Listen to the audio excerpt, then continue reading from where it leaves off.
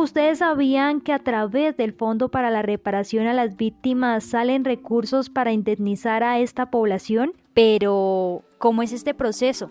Venga y les cuento. Resulta que el Fondo para la Reparación de las Víctimas se encarga de administrar y monetizar los bienes y recursos entregados por grupos ilegales que se sometieron a la Ley 975 de 2005 o Ley de Justicia y Paz. Ahora veamos de qué trata la Ley 975 de 2005. Esta ley facilita los procesos de paz y la reincorporación individual o colectiva a la vida civil de miembros de grupos armados al margen de la ley, garantizando los derechos de las víctimas a la verdad, a la justicia y a la reparación. Actualmente el Fondo para la Reparación administra los bienes entregados por 16 bloques paramilitares de las antiguas Autodefensas Unidas de Colombia y las Autodefensas Campesinas del Meta y Vichada. ¿Eso quiere decir que solo las víctimas de las autodefensas son indemnizadas con recursos del fondo? Pues sí. Las indemnizaciones se dan en el marco judicial y por eso solamente las víctimas reconocidas en las sentencias de la Ley 975 de 2005 son quienes reciben estos pagos provenientes de los recursos de los responsables de su victimización, en este caso las víctimas de las autodefensas. Entonces, ¿las víctimas de otros grupos ilegales no reciben indemnizaciones? Claro que sí reciben. Sin embargo, no son indemnizaciones judiciales, sino que son indemnizaciones administrativas que salen del presupuesto general de la Nación y se entregan desde la Dirección de Reparación de la Unidad para las Víctimas. ¿Y cómo es el proceso que se lleva a cabo dentro del fondo con los bienes recibidos? Los bienes recibidos pasan por 5 fases para poder ser monetizados y responder a las sentencias emitidas por los tribunales de justicia y paz para la indemnización judicial de las víctimas. Las fases son: alistamiento.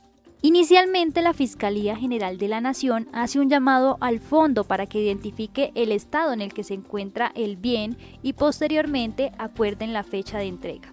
Recepción de bienes. Aquí la Fiscalía le entrega el bien al fondo para que éste empiece a ser parte del proceso de administración que se lleva a cabo dentro del fondo. Administración.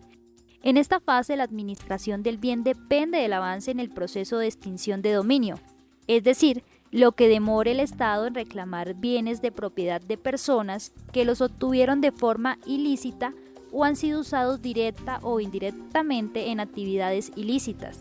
Después de ello, inicia la implementación del sistema administrativo entre vigilancia, comodato o arriendo.